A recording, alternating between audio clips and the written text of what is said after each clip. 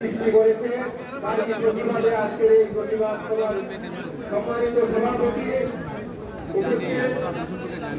হবিগঞ্জ জেলা আওয়ামী লীগের সর্বস্তরের নেতৃবৃন্দ এবং বিভিন্ন ওয়ার্ড ইউনিয়ন থেকে আগত নেতৃবৃন্দ, আমাদেরকে আর ঘরে বসে থাকতে চলবে না।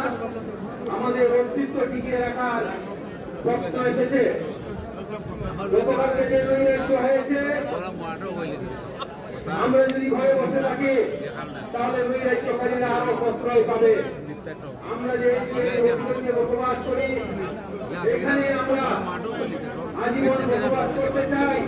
আমাদের এই হবিগঞ্জকে আমাদের নিরাপদ রাখতে হবে এবং নিরাপদ রাখতে গেলে অবশ্যই রাজপথে আমাদের বিশ্বাস ভেঙে দিয়ে রাজপথ আমাদের দখলে নিতে হবে। সিদ্ধান্ত নিলে সেই সিদ্ধান্ত মেনে নিয়ে আগামী দিনে হবিগঞ্জের রাজপথে মোকাবেলা করার আহ্বান জানিয়ে আমি আমার কথা শেষ করলাম। জয় বাংলা, জয় বঙ্গবন্ধু।